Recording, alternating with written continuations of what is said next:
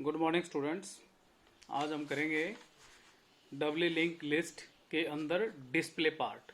डबली link list page number 5 display part. ठीक है, creation में लास्ट लेक्चर में आपको करवा चुका हूँ। अब हम करेंगे कि हमारी एक डबली लिंक लिस्ट क्रिएट हो चुकी है, उसको हमने डिस्प्ले कराना। जैसे हमने सिंगल लिंक लिस्ट के केस में किया था, वैसे ही हमने इसमें डिस्प्ले कराना है। ठीक है, तो इसके अंदर हमारे पास इनपुट क्या है। जैसे ये आपकी एक डबली लिंक लिस्ट है हैविंग, ठीक है, having two pointer variables left and right, and this is two way linking between the nodes is there. ये फर्स्ट नोड है, second node and third node. तो इसकी खास पहचान क्या है कि डबली लिंक लिस्ट का फर्स्ट नोड का प्रीवियस पार्ट या लेफ्ट पार्ट जो भी होगा that is null. Last node का राइट पार्ट वो होगा आपका नल। ये इसकी खास पहचान है डबली लिंक लिस्ट की। ठीक है, डबली लिंक लिस्ट के अंदर मान लो एक ही आइटम हो, ये तीन आइटम अगर मान लो ये एक ही आइटम हो तो इसका ये पार्ट भी नल होगा और ये पार्ट भी नल होगा। अगर मान लो ये भी ना हो, एक आइटम भी ना हो, तो उस केस में क्या कंडीशन होगी। मैंने अपने प्रीवियस लेक्चर में इसको अच्छी तरह से आपको समझाया था। उसके अंदर आपका लेफ्ट भी किसको पॉइंट करेगा, ये आपका लेफ्ट है, ये आपका राइट है। ठीक है, तो लेफ्ट भी किसको पॉइंट करेगा, नल को, और राइट भी किसको पॉइंट करेगा, नल को। ये खास पहचान है। ठीक है, that this condition shows that the doubly link list is null. Null मतलब एक भी आइटम नहीं है। If there is one item then we check for that condition. ठीक, they are pointing to the same node. ठीक, मतलब कि जैसे आपका एक ही नोड है तो लेफ्ट भी इसी को पॉइंट करेगा और राइट भी इसी को पॉइंट करेगा, and that node has previous link is null and the next या right link is also null। ठीक है, ये कंडीशन उसमें होगी। और उसके बाद अगर हमारे पास ज़्यादा लिस्ट है तो हम उसको इस तरह से दिखा सकते हैं। This is a simple doubly link list. अब हम करते हैं कि इन आइटम्स को मैंने डिस्प्ले कराना है। मैंने पहले तो इस लॉजिक से मैंने इसको क्रिएट किया था, जो लास्ट लेक्चर में मैंने आपको एक्सप्लेन किया था। अब मैंने इस लिस्ट को स्क्रीन के ऊपर डिस्प्ले कराना है। ठीक है, आपकी मेमोरी में लिस्ट तो बन गई है, लेकिन आपको वो दिखाई नहीं देगी। ठीक है, दिखाई देने के लिए भी आपको एक प्रोग्राम बना के एग्जीक्यूट कराना होता है, ताकि वो आपको मॉनिटर की स्क्रीन पे वो चीज़ आपको दिखाई दे जाए। तो उसके लिए मैंने ये लॉजिक लिखा है, सिंपल सा 2-3 लाइन का। इसको आप एक बार देख लें। ठीक है, इसके अंदर मैंने इधर राइट साइड में एक पॉइंट लिखा है, taking temperature, TEMP, taking temp is a pointer variable, a variable of pointer type to traverse all the elements and initially set it to the first node। ठीक है, जब भी चाहे कुछ भी डाटा स्ट्रक्चर में आपने डिस्प्ले कराना हो तो ट्रेवर्सिंग करनी पड़ेगी आपको। ठीक है, सिस्टमेटिक तरीके से। तो पहले मैं एक आपका टेम्परेरी वेरिएबल लूंगा और उस टेम्परेरी वेरिएबल को मैं पहले नोड पे सेट करूंगा by command left equal to temp, sorry temp equal to left, यानी तभी लेफ्ट आपका टेम्प के अंदर आ जाएगा। ठीक है, इसमें मैंने लेफ्ट लिखा है और कई बुक में ये हेड भी लिखा होता है। ठीक है, तो मैंने लॉजिक में इसको हेड लिखा हुआ है, तो हेड भी ये सेम थिंग है। तो मैं हेड को पहले टेम्प में बिठाऊंगा और फिर टेम्प को मैं एक कंडीशन के तहत जंप कराऊंगा इस नोड से इस नोड पे, फिर इस नोड पे, और वो कंडीशन मुझे बताएगी कि मुझे टेम्प कहाँ तक चलेगा। अब ये यहाँ पहुँच गया तो इसके बाद ये नहीं कि वो इससे भी आगे निकलने की कोशिश करे या इससे पहले ही वो रुक जाए।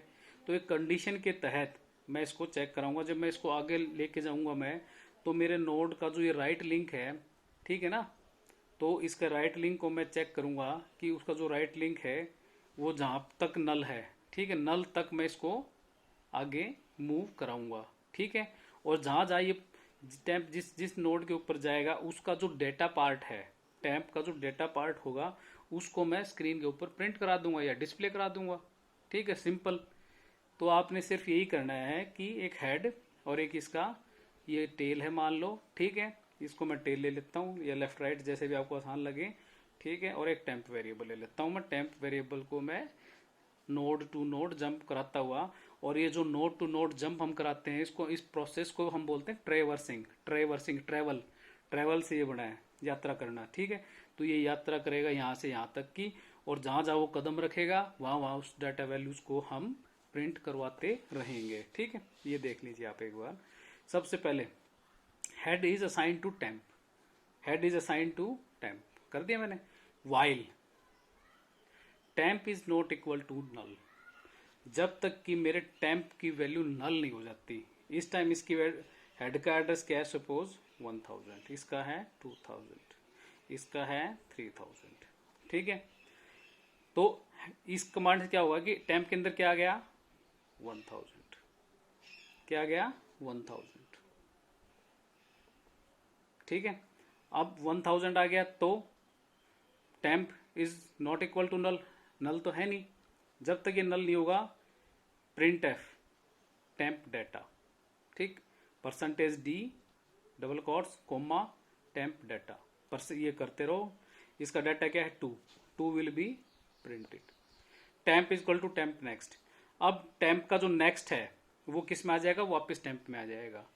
ठीक है ना, ये असाइनमेंट जो स्टेटमेंट है, जो टेम्प का जो नेक्स्ट है वो किस में आ जाएगा, वापस टेम्प में आ जाएगा। अब टेम्प का नेक्स्ट क्या है, दिस वन 2000।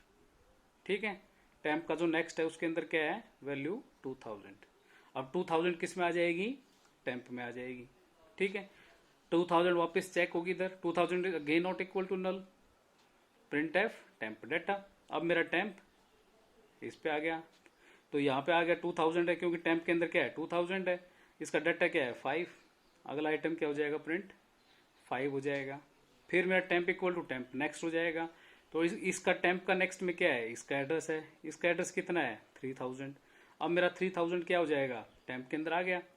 ठीक, 3000 नॉट इक्वल टू नल, नल नहीं है, नल नहीं है तो टेम्प डाटा, तो इसका जो डाटा है दैट इज 5, सॉरी टेम्प 3000 ये है, मेरा टेम्प यहाँ पे आ गया।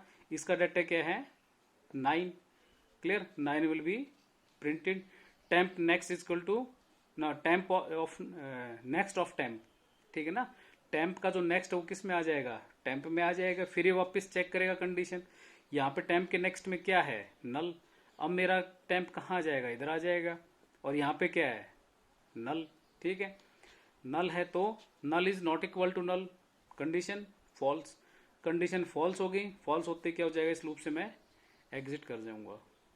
ठीक है, एग्जिट करके और जो भी जहां पे मैंने कंट्रोल को शिफ्ट करना है तो शिफ्ट हो जाएगा। तो ये जब आप एक मेन प्रोग्राम लिखेंगे सी के अंदर, तो उसके अंदर आपको एक अलग से फंक्शन क्रिएट करना पड़ेगा डिस्प्ले नाम से। ठीक है, और डिस्प्ले के अंदर आप इनपुट पैरामीटर्स देंगे। ठीक है, इनपुट पैरामीटर्स क्या आएंगे आपके, कि जो प्रोग्राम फ्लो में पहले से ही वेरिएबल आप यूज करते आ रहे हो, तो पहले से ही जैसे मैं क्या यूज करता आ रहा हूँ, हेड की वैल्यू, हेड एक ग्लोबल वेरिएबल मुझे डिक्लेयर करना पड़ेगा जो कि फिक्स होगा आपके डब्ल्यू लिंक लिस्ट के फर्स्ट नोड के ऊपर। ठीक है, टेल, जैसे टेल इसके अंदर मैंने कहीं यूज किया नहीं है। ठीक है, जब मैंने हेड कर लिया तो हेड का एड्रेस आ गया, और हेड के साथ साथ जो उसका डाटा पार्ट है या उसका नेक्स्ट पार्ट है वो मेरे को मिल गया। ठीक, तो इनपुट में मुझे क्या चाहिए, हेड चाहिए सिर्फ। टेम्प एक लोकल वेरिएबल लूंगा मैं, टेम्प वेरिएबल को डिस्प्ले फंक्शन के अंदर डिक्लेयर करूंगा मैं। ठीक है, तो लोकल वेरिएबल का मतलब क्या होता है, लोकल वेरिएबल की उस फंक्शन जो ब्रैकेट इसके बाद स्टार्ट होंगे और खत्म होंगे उसके अंदर ही टेम्प के जो वेरिएबल है वही उसके अंदर ही उसका जीवन रहेगा। ठीक है, जैसे ही उससे बाहर कंट्रोल जाएगा उसका जीवन खत्म हो जाएगा उस वेरिएबल का। किसका जीवन रहेगा उस ब्रैकेट के बाहर, सिर्फ ग्लोबल वेरिएबल का। और ग्लोबल वेरिएबल क्या होगा आपका, हेड। ठीक है, यानी कि हेड के अंदर अगर वैल्यू ये चेंज करके आउटपुट दे रहा है, ठीक, अगर यहाँ से हेड की वैल्यू कुछ चेंज हो रही है तो वो उस ग्लोबल, उससे बाहर जाके उस ग्लोबल वेरिएबल को अपडेट कर देगी, यानी कि उसको अफेक्ट करेगी। लेकिन टेम्प ऐसा नहीं करेगा, टेम्प यहीं पे पैदा होगा और यहीं पे खत्म हो जाएगा। ठीक है, लेकिन ग्लोबल वेरिएबल का जीवन लंबा है। ठीक है, तो इसीलिए हमने ग्लोबल वेरिएबल और लोकल वेरिएबल में अंतर को भी समझना है। तो इतना आज के लिए काफ़ी है। Thank you.